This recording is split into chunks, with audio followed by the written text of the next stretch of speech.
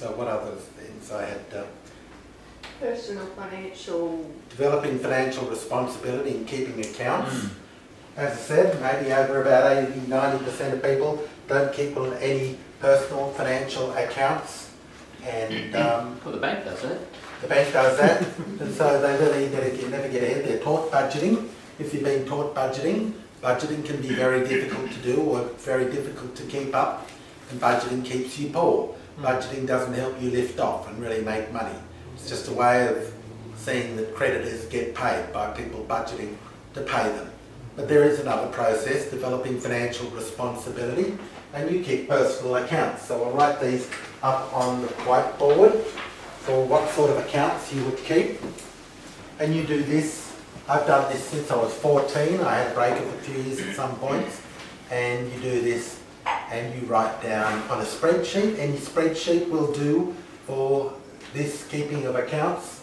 And in column A, you put the date. So you put the date in the first column. In the second column, you might put the item. In the third column, you put from. I keep my computer switched on all the time, so it's easy just to go in and put any new expenses on there and write them in for the month. Put the date. Next column is the amount. So you put the amount of how much the item cost that you bought. If it's food, you don't divide it up, you just put collectively food. So some things you just put collective totals. So you don't do that. Next column, you can do a column for category if you'd like to categorise them. Categories for food, entertainment, travel, work-related, presents, gifts, entertainment. Next column is tax deductible.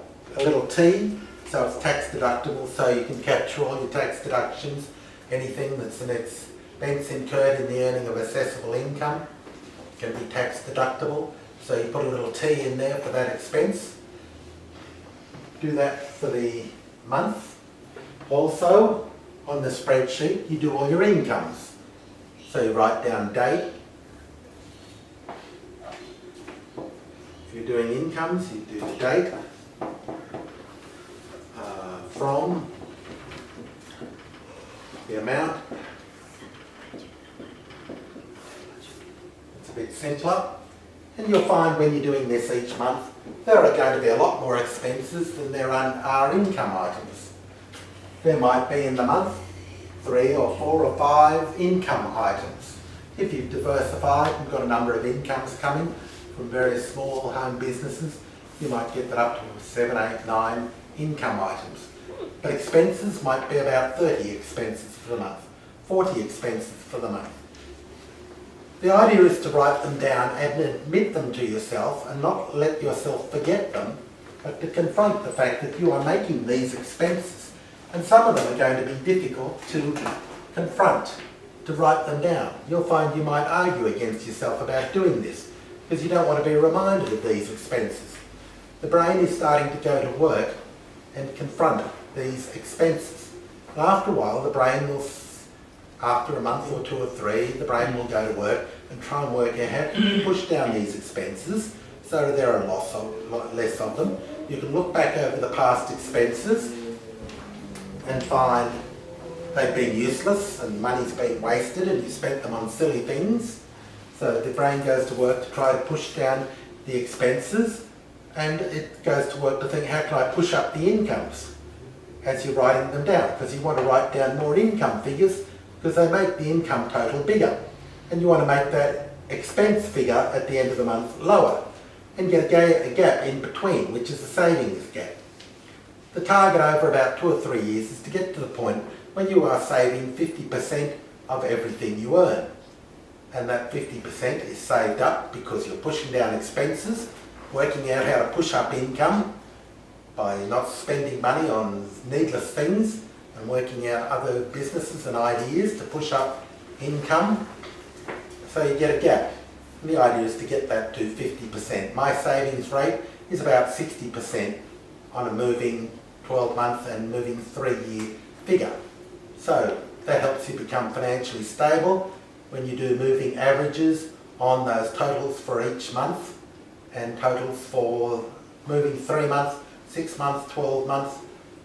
It's a giant game. It turns the whole thing into a giant game fund spreadsheet. And you can do graphs and charts and things with it and turn it into a game. But the idea is to confront those expenses by writing them down and not being not responsible and just not confronting them and silly expenses like that. Any questions? Yes, I do a similar one for people that are having trouble with their money. Yep. I get them to write down everything they buy every day. And all of a sudden they see this pattern of they're going to the local shop and spending $2.50 to $3 for a can of Coke half a dozen times a day. Whereas they really want Coke that much, they can go to the supermarket and bring it home. Mm. And all of a sudden they start seeing these patterns as to where all their money's going. They'll see patterns which they couldn't see before. Yeah, that's right. And when they write it down, you can start to get control over it. Yeah. Once you see it and you can see what's happening and you see those percentages and you do a total at the end of each month, a total of money earned, money spent, and you do a takeaway sum to find out what happened for the month. Are we ahead or behind for the month? Did we lose $100, $200, $300 for the month, which means financially we've just wasted a month and gone nowhere? Or did it go up by 500? So we're making progress.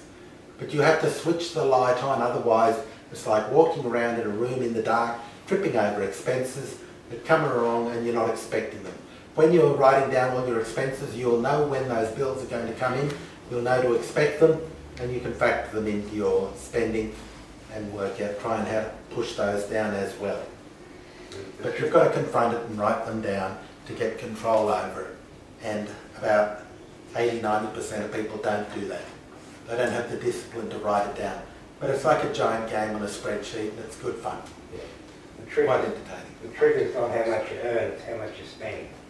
Yeah, push down those expenses and try and push up income. Most people spend 110% of what they earn. They get into debt. Yeah. Because the finance organisations and the banks don't teach you this stuff.